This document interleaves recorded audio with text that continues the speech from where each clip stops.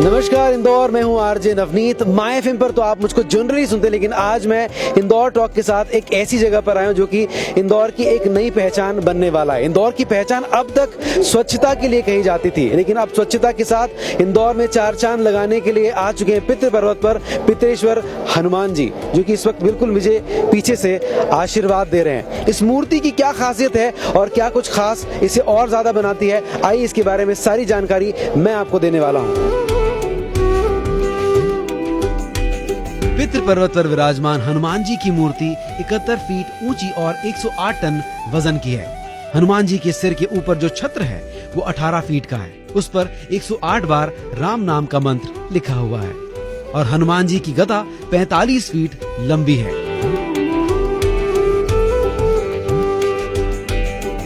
मूर्ति के सामने पंच धातु से निर्मित 9 बाय 18 फीट की रामायण स्थापित की गई है।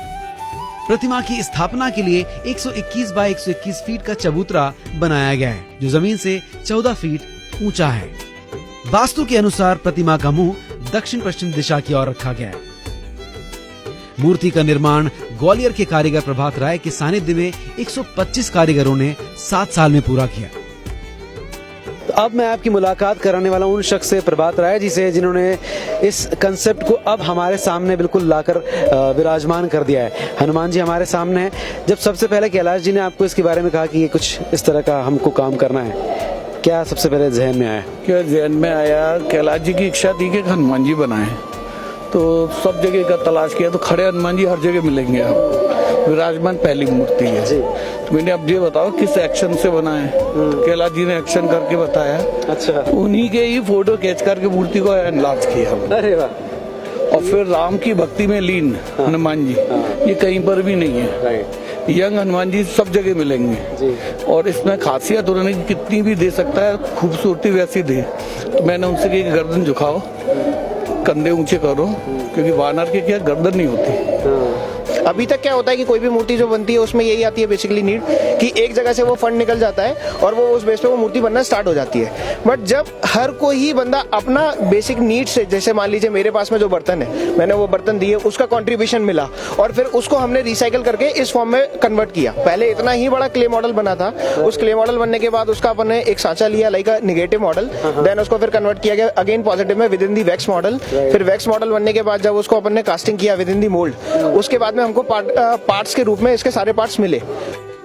मूर्ति को 264 भागों में 3 साल में ग्वालियर से इंदौर लाया गया।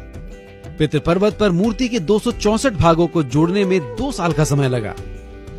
पितरेश्वर हनुमान धाम को और खास बनाने के लिए बहुत सारी चीजें खास की जा रही हैं और उसमें एक है लेजर लाइट शो, और ये जो पूरा ऑर्गेनाइज कर रहे हैं मनीष जी हमारे साथ में, मनीष पाटौदी जी। क्या कुछ होता है जो यहाँ पर खास होता है? सर, ये जर्मनी से मंगाई गई लेजर लाइटें हैं। लाइट और साउंड का पूरा इफेक्ट देते हुए हनुमान जी के ऊपर रामायण और हनुमान चालीसा दोनों चलाए जाते हैं। 20-20 मिनट का शो होता है, उसमें पूरे रामायण का वर्णन 20 मिनट में करा जाता है साउंड के साथ और लेजर लाइट के साथ। उसके बाद हनुमान चालीसा पूरा चलाया जाता है, जिससे ये इंदौर में पहली बार ऐसा कुछ हुआ है।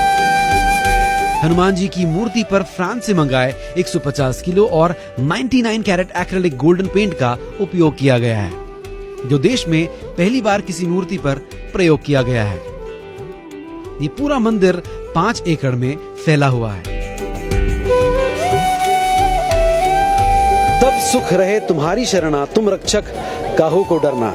सारे डर, सारी दुविधाएं, सारी चिंताएं खत्म हो जाती जब आप भगवान हनुमान जी की शरण में आ जाते हैं। और ऐसे ही कुछ अनुभूति मुझे यहाँ पर आने की बात हुई है पितृ पर्वत पर। अगर आप भी चाहते हैं कि आप इस अनुभूति को एक्सपीरियंस करें तो आपको यहाँ पर पितृ पर्वत पर जरूर आना होगा। बहुत ही खूबसूरत जगह है, बहुत ही खूबसूरत थॉट के साथ, विचार के साथ बनाई गई है और आने वाले टाइम पर ये बात पक्की है कि इंदौर की पहचान बनने वाली है। मैं हूँ आरजे नवनीत, इंदौर टॉक के साथ।